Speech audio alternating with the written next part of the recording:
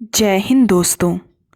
स्वागत है आपका अपने YouTube चैनल ओनली डिक्टेशन में, जहां पर आपको अलग अलग स्पीड में डिक्टेशंस मिलेंगी जो आपके सभी कॉम्पिटिटिव एग्ज़ाम्स में हेल्प करेंगी। और यदि आप अपनी स्पीड बढ़ाना चाहते हैं तो आप एक डिक्टेशन को बार बार लिखिएगा। तो चलिए स्टार्ट करते हैं। 80 शब्द प्रति मिनट डिक्टेशन शुरू होगी 3 सेकंड बाद। कतर की एक अदालत में भारतीय नौसेना के 8 पूर्व कर्मियों को सुनाई गई मौत की सज़ा में कमी की खबर कई लिहाज से बेहद अहम है। न सिर्फ संबंधित कर्मियों के परिजनों को इससे काफ़ी राहत मिली होगी, बल्कि यह भारत के लिए भी एक ज़रूरी फ़ैसला है, क्योंकि जिस दिन मौत की सज़ा तय होने की खबर आई थी, तभी से यह देश भर में सबकी चिंता का कारण बना हुआ था। मगर गुरुवार को विदेश मंत्रालय की ओर से जारी बयान में कहा गया कि कतर में जिन भारतीय कर्मियों के लिए मृत्युदंड निर्धारित किया गया था, वह सज़ा अब कम कर दी गई है। जाहिर है अब आगे की सुनवाई में नौसेना के उन पूर्व कर्मियों की सज़ा में अधिक राहत दिलाने की कोशिश और प्रक्रिया जारी रहेगी।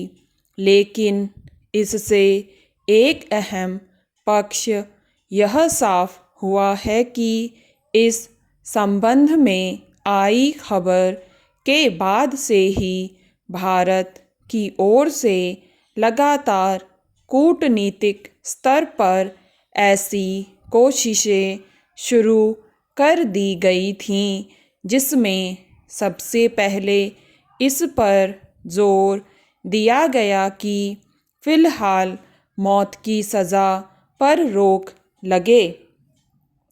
इस समूचे घटनाक्रम का सबसे महत्वपूर्ण पहलू यह है कि कतर में पहले तय की गई सज़ा को कम करने पर बनी सहमति को दरअसल भारत के कूटनीतिक प्रयासों की कामयाबी के तौर पर दर्ज किया जा सकता है।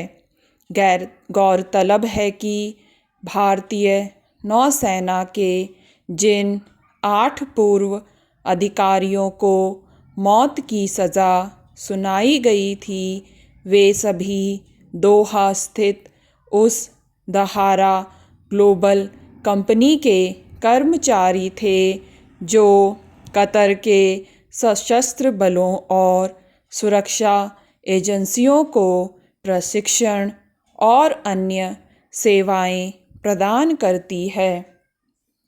हालांकि इन अधिकारियों को अगस्त 2022 में एक पनडुब्बी परियोजना की जासूसी के आरोप में गिरफ्तार किया गया था, लेकिन कतर की ओर से आरोप कभी सार्वजनिक नहीं किए गए थे। इस दौरान 8 कर्मियों के जेल में 1 वर्ष से ज़्यादा रहने के बाद बीते अक्टूबर में प्राथमिक सुनवाई के बाद अदालत ने उन्हें फांसी की सज़ा सुना दी थी। हालांकि इतने सख्त फैसले तक पहुंचने तक शायद और विचार किया जा सकता था, क्योंकि अब आखिर किसी ठोस आधार पर ही अपीलीय अदालत ने मौत की सज़ा को कम किया है। दरअसल अक्टूबर में मौत की सज़ा की खबर आने के बाद देश के लोगों के बीच यह स्वाभाविक उम्मीद पैदा हुई कि इस मसले पर भारत सरकार कूटनीतिक स्तर पर सज़ा को माफ़ या कम कराने की कोशिश करेगी। इस बीच कुछ समय पहले दुबई में COP28 सम्मेलन के दौरान भारत के प्रधानमंत्री ने कतर के अमीर से अलग से मुलाकात की और कतर में रह रहे भारतीय समुदाय के कल्याण को लेकर चर्चा की थी। स्टॉप।